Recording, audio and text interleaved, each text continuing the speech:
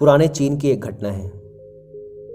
बहुत प्रसिद्ध है ये कहानी चीन में। पुराने चाइना में एक व्यक्ति रहता था जो संन्यास्त हो जाना चाहता था, बस खो जाना चाहता था। एक दिन वह अपने गुरु के पास गया। गुरु के सामने सन्यासी होने की इच्छा जताई। गुरु ने कहा कि तू सच में सन्यासी हो जाना चाहता है या बस सन्यासी दिखना चाहता है?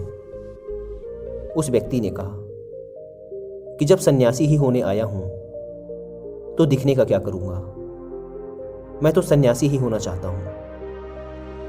तो गुरु ने कहा ठीक है, यह अपनी आखिरी मुलाकात थी, अब तू दोबारा मेरे पास मत आना। जब जरूरत होगी तब मैं खुद तेरे पास आ जाऊंगा। इस आश्रम में 500 सन्यासी हैं। उन 500 सन्यासियों के लिए तुझे चावल कूटने का काम करना है।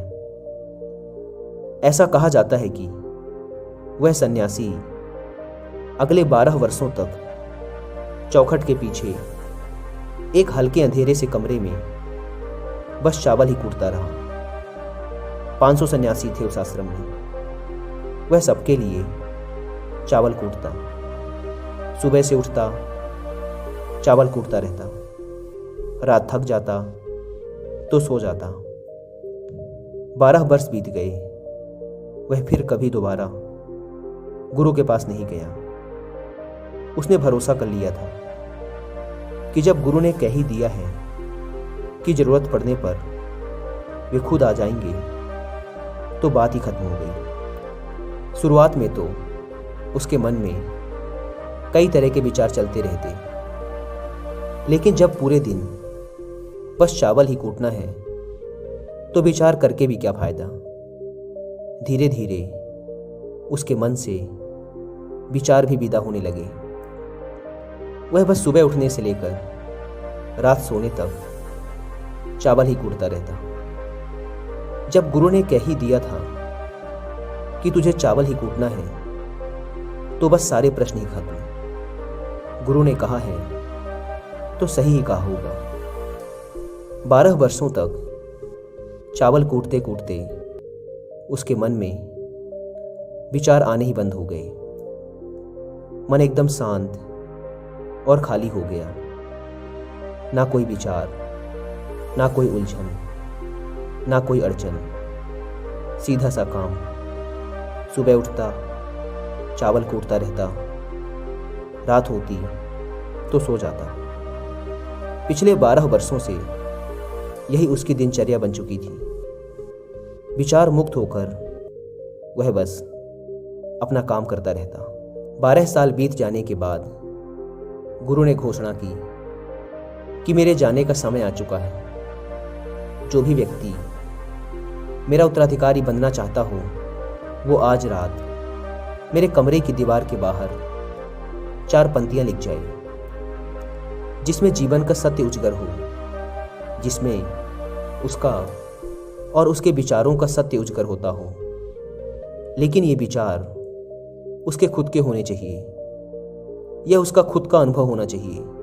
यह घोषणा सुन सभी शिष्य डर गए, क्योंकि गुरु को धोखा देना आसान ना था। शास्त्र तो सभी शिष्यों ने पढ़ रखे थे, लेकिन उन सभी शिष्यों में से जो सबसे बड़ा विद्वान था उसने साहस जुटाकर गुरु के कमरे की दीवार पे उस रात 4 पंक्तियां लिख दी। उसने लिखा कि मन एक दर्पण की तरह है जिस पर धूल जम जाती है। धूल को साफ कर दो तो धर्म उपलब्ध हो जाता है। इस धूल को साफ कर दो तो सत्य अनुभव में आ जाता है। सुबह गुरु उठा, उसने देखा तो चिल्लाया, यह किस मूर्ख ने मेरी दीवार खराब कर दी, उसे पकड़ के मेरे पास लाओ। पर वह विद्वान तो लिखकर रात ही भाग गया था। वह डरा हुआ था, क्योंकि यह पंक्तियां उसकी नहीं थी। उसने एक बड़े शास्त्र से इन पंक्तियों को चोरी किया था। इसमें उसका खुद का अनुभव ना था। शब्द अच्छे तो थे, लेकिन उनमें प्राण नहीं थे। वह जाते समय अपने आश्रम के मित्रों से कह गया था कि अगर सुबह गुरु कहें कि वाह क्या बात कही है तो मुझे खबर कर देना, लेकिन अगर गुरु पढ़कर क्रोधित हो जाएं तो मेरा पता मत बताना। सारा आश्रम चिंतित हुआ कि इतने सुंदर वचन तो हैं, वचनों में क्या कमी है। मन दर्पण की तरह ही तो है, जिसमें शब्दों की, विचारों की, अनुभवों की धूल जम जाती है। बस इतनी ही तो बात है। साफ कर दो दर्पण तो सत्य का प्रतिबिंब फिर बन जाता है। लोगों ने कहा, उस सन्यासी ने बात तो बिल्कुल ठीक ही लिखी है, लेकिन गुरु जरा जरूरत से ज़्यादा ही कठोर हैं। और अब देखते हैं कि इससे ऊंची बात गुरु कहाँ से लेकर आएंगे। ऐसी ही बातें पूरे आश्रम में चल रही थी। पूरा आश्रम गर्म था इस एक बात को लेकर। ऐसे ही 4 सन्यासी ये बात करते हुए उस चावल कूटने वाले के पास से जा रहे थे। उसने भी उन चारों की बात सुनी। उनकी बात सुनकर वह हंसने लगा। उनमें से एक ने कहा, तुम हंस रहे हो, बात क्या है? उसने कहा, गुरु ठीक ही तो कह रहे हैं, किस नासमझ ने यह लिखा। यह सुन वह चारों सन्यासी चौंके और फिर बोले, तू पिछले 12 वर्षों से चावल ही कूट रहा है और हम शास्त्रों पर सर पटक पटक कर मर गए, तो अब तू बताएगा कि क्या सही है और क्या गलत। उनमें से एक ने कहा, तो क्या तू लिख सकता है इससे बेहतर कोई वचन? उसने कहा, पिछले 12 वर्षों से चावल कूटते कूटते लिखना तो मैं भूल ही गया हूं, लेकिन बोल सकता हूं अगर कोई लिख दे तो।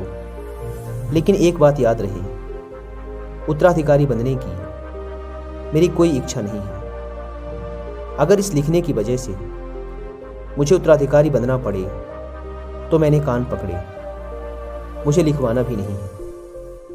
फिर उन चारों ने कहा, अरे तू बोल, हम लिख देते हैं। उसने लिखवाया। कहा, लिख दो जाकर। कैसा दर्पण कैसी धूल, ना कोई दर्पण ना कोई धूल, जो इसे जान लेता है धर्म को उपलब्ध हो जाता है, सत्य को उपलब्ध हो जाता है। आधी रात को गुरु उस चावल कूटने वाले के पास आए और कहा, अब तू यहां से भाग जा, वरना ये 500 तुझे मार डालेंगे। ये मेरा चोगा ले, तू मेरा उत्तराधिकारी बनना चाहे या ना बनना चाहे, इससे कोई फर्क नहीं पड़ता। तू मेरा उत्तराधिकारी है, मैंने तुझे ही अपना उत्तराधिकारी मान लिया। लेकिन अब तू इस आश्रम से भाग जा, क्योंकि ये तुझे जीने ना देंगे। ये सब बर्दाश्त नहीं कर पाएंगे कि एक चावल कूटने वाला सत्य को उपलब्ध हो गया, आत्मज्ञान को उपलब्ध हो गया, और ये शास्त्रों पर सर पीटते रह गए। इसलिए तू यहां से चला जा। यह कहानी यहीं समाप्त होती है। विचार शून्यता के संदर्भ में एक बार गौतम बुद्ध ने भी अपने एक शिष्य मौलिकपुत्र से कहा था कि जिस दिन तुम्हारे दिमाग में विचार उठने बंद हो जाएंगे, उस दिन तुम सत्य का अनुभव करोगे, तुम खुद को, इस ब्रह्मांड को समझ पाओगे। और यही शांत करने का एक तरीका जो बौद्ध ग्रंथों में बताया गया है, वह है खुद के विचारों पर ध्यान देना। अंदर क्या चल रहा है, कैसे विचार उठ रहे हैं, इसका बड़े ही सावधानी से निरीक्षण करते रहना। पर इसका मतलब ये नहीं है कि हम अपने विचारों को दबाना, उन्हें रोकना शुरू कर दें। अगर आप ऐसा करेंगे तो विचारों के फैलाव की तीव्रता और बढ़ जाएगी। आपको बस अपने मन को देखना है। मन भटकेगा, बार बार भटकेगा, लेकिन जैसे ही आपको फिर याद आए कि आप विचारों का निरीक्षण कर रहे थे, आप तुरंत फिर से विचारों पर ध्यान देना शुरू कर दो।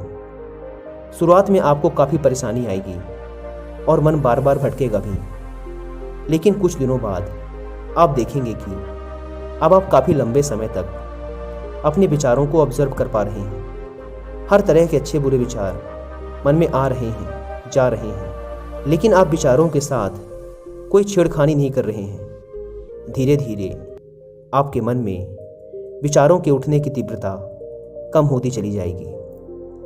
और अगर आप इस प्रक्रिया में और गहरे होते चले जाते हैं तो आप पाएंगे कि आपके मन में विचार उठने ही बंद हो गए हैं। अब आप बीते हुए कल और आने वाले भविष्य की चिंता नहीं करते।